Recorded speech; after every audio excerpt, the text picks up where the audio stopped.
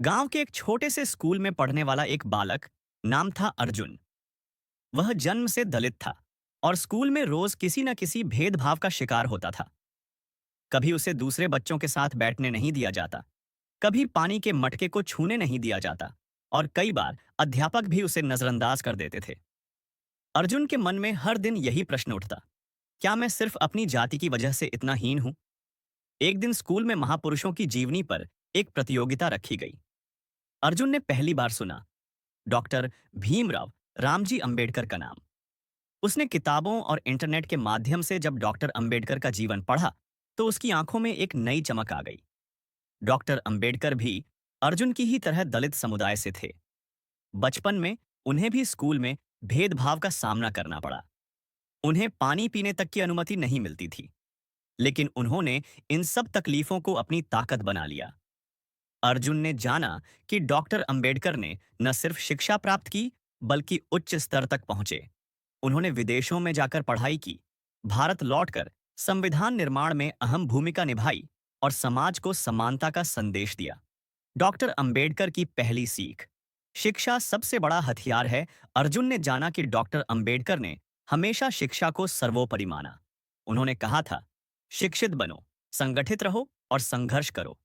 यही तीन स्तंभ किसी भी समाज को मजबूत बना सकते हैं। अर्जुन ने मन ही मन ठान लिया कि वह पढ़ाई में पीछे नहीं हटेगा, चाहे समाज कुछ भी कहे। अब अर्जुन पहले से ज्यादा मेहनत करने लगा। सुबह जल्दी उठता, खुद से पढ़ता और जो किताबें नहीं मिलती थीं, उनका समाधान लाइब्रेरी या ऑनलाइन खोज लेता। गांव के कई लोग अब उसका मजाक उड़ाते थे, कहाँ बड़े लोग बनोगे रे तू?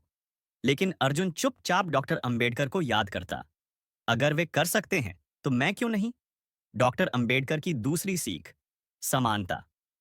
हर इंसान का जन्म सिद्ध अधिकार है। डॉक्टर अंबेडकर ने कभी भी समाज की ऊंच नीच को स्वीकार नहीं किया। उन्होंने अस्पृश्यता को खिलाफ जीवन भर लड़ाई लड़ी। अर्जुन ने महसूस किया कि वह जब तक खुद को हीन मानेगा, तब तक समाज उसे बराबरी का दर्जा नहीं देगा। उसने अपने आत्मसम्मान को जागृत किया। अब जब कोई उसे नीचा दिखाता, तो वह संयम से लेकिन आत्मविश्वास से कहता, मेरी पहचान मेरी मेहनत से बनेगी, जाति से नहीं। उसके इस बदलाव को पहले तो लोग नजरअंदाज करते, लेकिन धीरे धीरे कई बच्चों ने उसकी तरह मेहनत करनी शुरू कर दी। डॉक्टर अंबेडकर की तीसरी सीख, संघर्ष कभी व्यर्थ नहीं जाता। अर्जुन की राह आसान नहीं थी। कई बार उसका मन टूटा, कई बार लगने लगा कि यह लड़ाई वह अकेले नहीं लड़ सकता। लेकिन जब भी उसका हौसला डगमगाता, वह डॉक्टर अंबेडकर के जीवन की घटनाएं याद करता।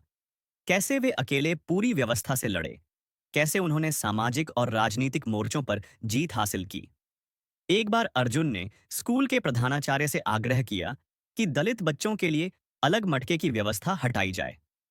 पहले तो प्रधानाचार्य चौंके, लेकिन अर्जुन की बातों में दम था। उसने कहा, अगर हम सब एक ही किताब पढ़ते हैं, एक ही स्कूल में पढ़ते हैं, तो पानी क्यों अलग अलग है? प्रभावशाली शब्दों और तर्कों से प्रधानाचार्य भी प्रभावित हुए और स्कूल से यह व्यवस्था हटा दी गई।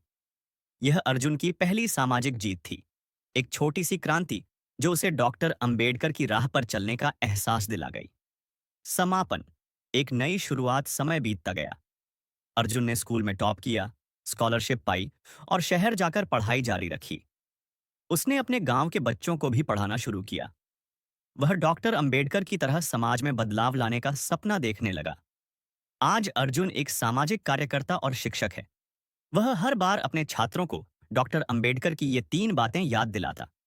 एक, शिक्षित बनो, क्योंकि ज्ञान ही अंधकार मिटा सकता है।